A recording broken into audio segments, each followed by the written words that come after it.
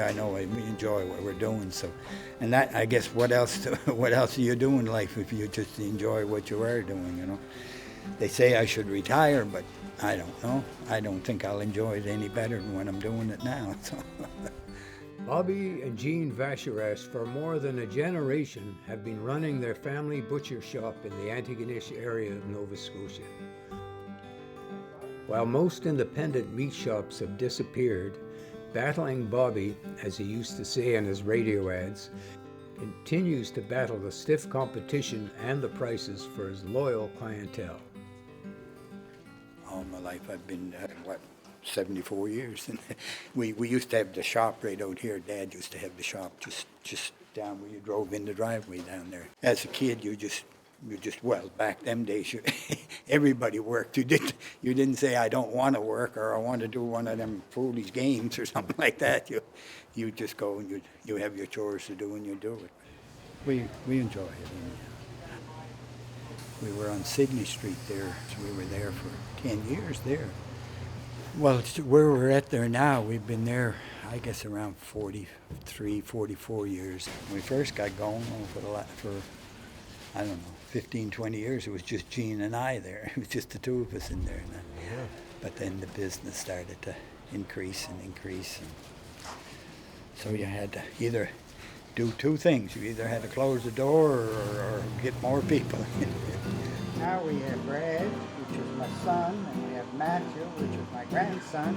Your grandson nearly as good as you there, Bobby? Oh, he's getting right there. I'm going to have to start doing more practicing here.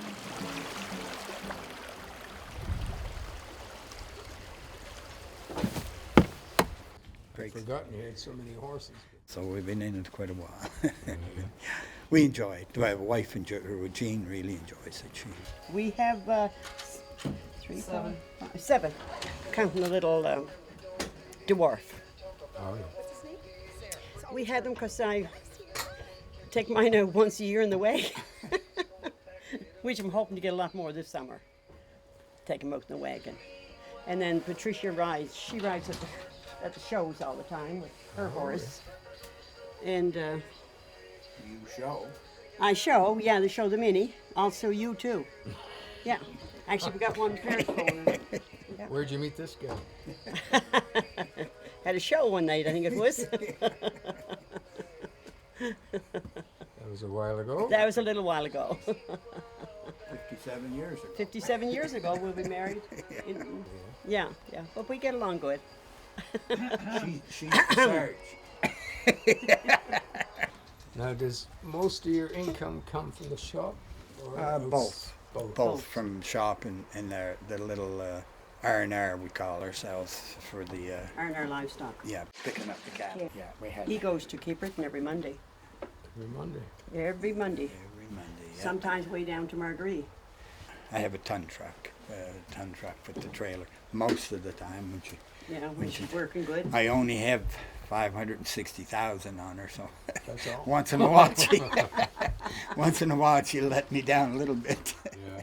Used to years ago go right down to the valley and pick up our apples and stuff, but now I can get them transported back to here Stearns. heck of a lot cheaper than what I can when I can go down for. Because I used to have to give her a meal when I go down, so. There goes your profit. There goes the profit. Don't tell him that.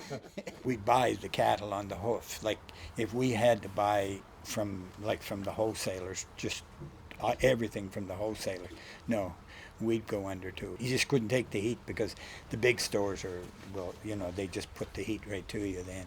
But no, with the swinging beef, what I call swinging, like we buy it, we can make enough. It's more work. It's definitely nobody wants to do it, but it gives us a little more margin, and so it works on that. Like right now, you can't buy like what you call swinging beef like that. It all comes in boxes, but that's why all the big stores, there's no railings and hooks in there no more. They just come in cardboard boxes.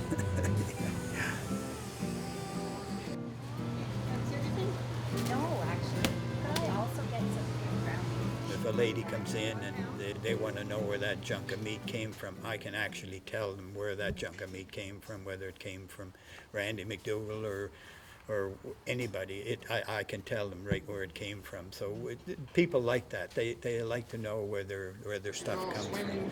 This is called swinging beef, yes.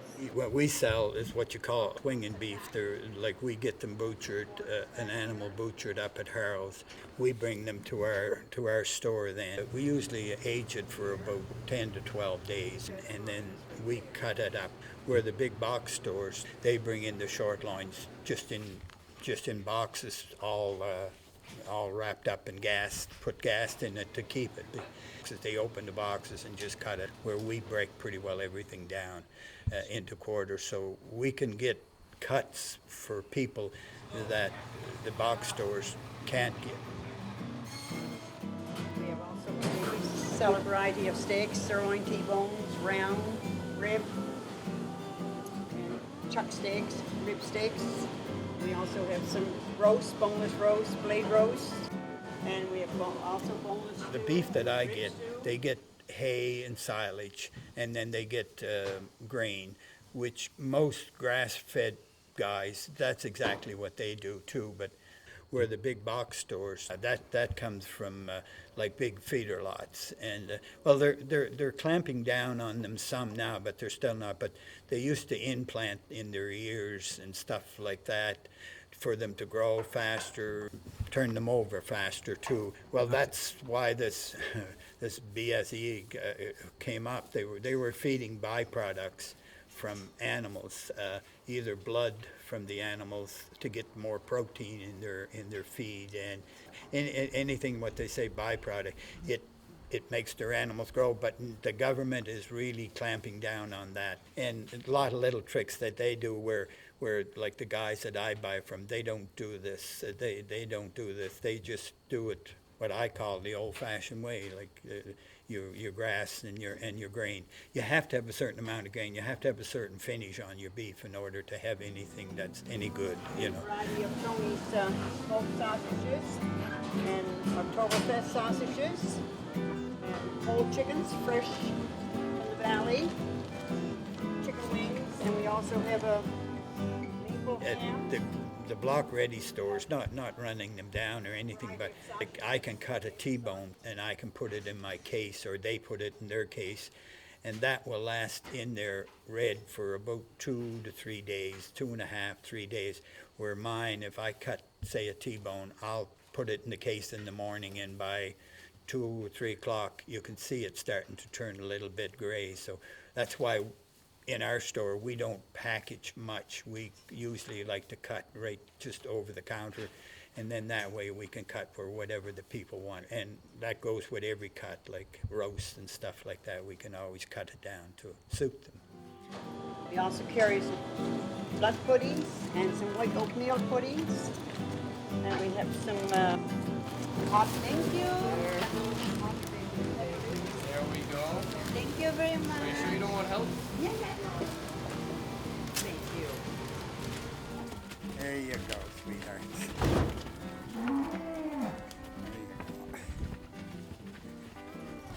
That's a girl. That's a smart girl. There. Usually Jean and I gets up around 6:30, something like that. And Jean goes to the horse barn, and I come up here and I do the barn work here, and then we go in, and usually we have breakfast, and then jump in the car and we take off to the store. Then we come home and we have to do the same thing over again. How did we get into them? Well, I grew up with workhorses on the farm, and I always liked them. So when we moved to James River, we bought ourselves an old workhorse, and we walked it home so far, and then somebody felt sorry for us and took it home in the back of a half-ton truck with a box, and that's it. Started ever since that. And then the kids all got interested in riding, the the 4 of them. Tricia is helping out a little girl for her riding. She's telling her and giving a few instructions and pointers, maybe a few a week. She does, just helping them out. When I was a kid and Dad was going, we were out here, we used to go out in the country the same as I do, and we used to be able to stop at pretty every second house, at least every second house, and they'd have something for sale.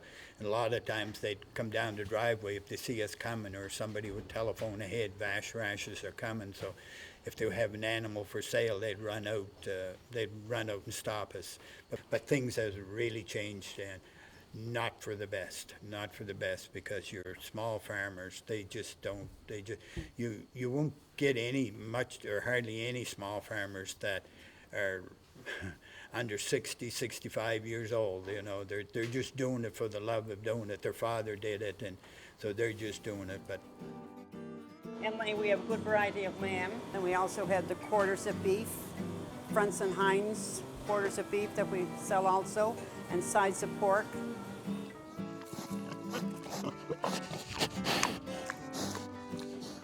we used to have like 8 or 9 pork producers, and they're all gone now. Every one of them is gone. So there is a guy in the Shubenacadie that we buy some from, and then we have to buy the rest from Quebec. It comes in from Quebec, because there is no more place in the Maritimes that we can buy like local pork from.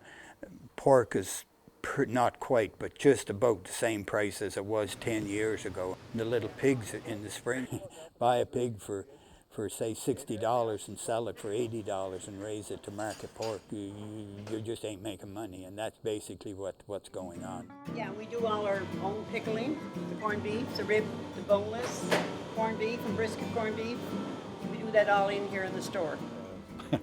Cut up deer, and we cut up moose, and we cut up even bear. A lot of it we have to do after we close, but there's a little program going on for the food bank. Some people gives a few pounds, just grind it and bag it and don't charge them. We just freeze it for them, where it's going for a good cause anyhow.